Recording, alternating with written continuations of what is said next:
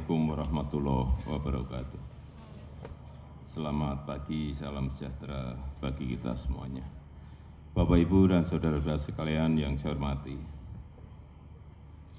persaingan antar negara sekarang ini semakin hari semakin sengit. Semuanya membangun inovasi-inovasi baru, semuanya membangun fasilitas-fasilitas yang mendukung daya saing negaranya masing-masing. Dan kita sama, kita tidak mau ditinggal, kita tidak mau kalah dalam persaingan ini, dalam kompetisi ini. Oleh sebab itu, terminal peti kemas di Tanjung Priok ini, saya sudah lihat dua kali di lapangan, di zaman Pak R.J. Lino,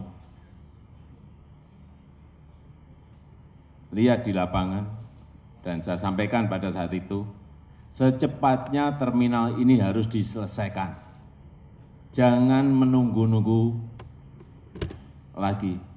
Dikerjakan jangan satu shift, dikerjakan 2 shift, 3 shift, karena kita sangat kekurangan kapasitas terminal.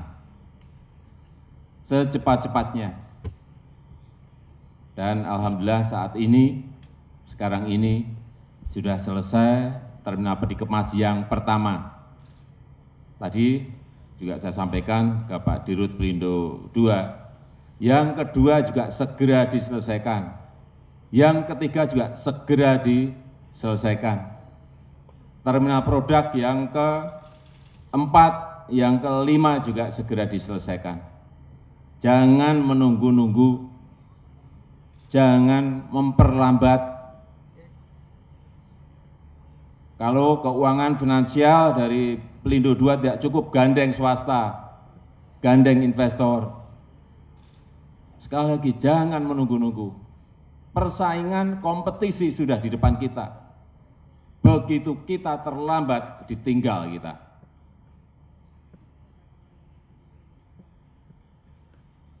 Sehingga hari ini alhamdulillah terminal yang pertama selesai, dan tadi saya tanya yang kedua, yang ketiga kapan, yang keempat, yang kelima terminal produknya kapan. 2019 semuanya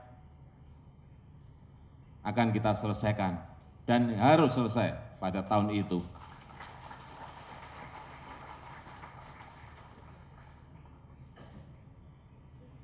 Karena semua negara sekarang ini berlomba-lomba melakukan inovasi, menginisiasi perombakan besar-besaran untuk meningkatkan daya saingnya. Kita juga sama. Jangan menunggu-nunggu lagi yang namanya pelayanan, dwelling time. 2 tahun yang lalu saya datang ke sini masih 6 sampai 7 hari. Saya ikuti terus sampai sekarang. Tadi saya tanya ke Pak Dirut Pelindo II, hari ini sudah berapa hari dwelling time-nya? 3,2. Tapi saya tanya tadi ke Pak Menteri Perhubungan, 3,7. Ya antara itu, yang paling penting 3, dan saya sampaikan, saya mintanya 2, entah 2,2, entah 2,5, 2, enggak, jangan berhenti hanya di 3,2 udah seneng, enggak, perbaiki lagi. Dan juga tidak hanya Tanjung Priok, saya minta Tanjung Perak, saya minta Belawan, saya minta Makassar, semuanya dwelling time diperbaiki. Di Belawan itu masih 7 sampai 8 hari. Belawan yang pegang Pelindo berapa tuh? Pelindo 1.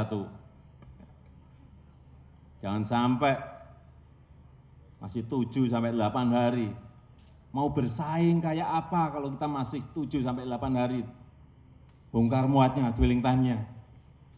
Di Belawan coba. Cara main-main seperti itu udah gak bisa lagi kita. Ada 8 krain, yang dijalankan hanya 1 krain. Untuk apa? Tawar-menawar aja. Saya dahulukan, tapi mana?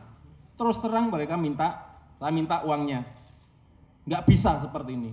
Saya obrak-abrik hal seperti itu. Saya pastikan.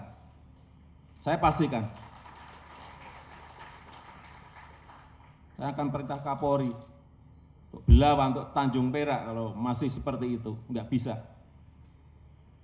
Kalau di sini bisa 3,2, di sana juga harus bisa 3,2. Di tempat lain juga harus bisa 3,2. Cara-cara seperti itu masih kita terus-teruskan. Ditinggal betul kita. Ditinggal. Negara lain memperbaiki, kita masih berhenti. Masih 7-8 hari dwelling time. Ada krain 8, yang dijalankan hanya 1. Untuk apa? Untuk tawar-menawar. Masih kita terus-teruskan seperti itu. Sekarang saya dan kabinet ini orang lapangan, banyak orang lapangan, tahu betul apa yang terjadi di lapangan, dan kita akan ikuti terus hal seperti ini. Ya harus diobrak-abrik, kalau enggak makan terus kita, enggak akan berubah kita. Dan betul-betul ditinggal kita kalau tidak kita benahi dengan cepat. Saya berpikir kemarin memperbaiki Tanjung Priok berarti yang lain juga mengikuti. Ternyata di sini sudah lumayan baik, yang lain masih 7-8 hari. Baru 2 hari yang lalu saya terima kabar mengenai itu.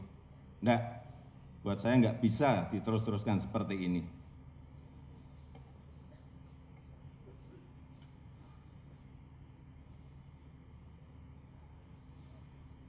Hadirin sekalian yang saya hormati, sekali lagi kita tidak boleh menjadi penonton dalam persaingan, tidak boleh menjadi penonton dalam era kompetisi ini. Kita harus mengejar ketertinggalan agar kita bisa memenangkan pertarungan, agar kita bisa memenangkan kompetisi itu. Kita harus membuat ekonomi kita semakin kompetitif, semakin berdaya saing.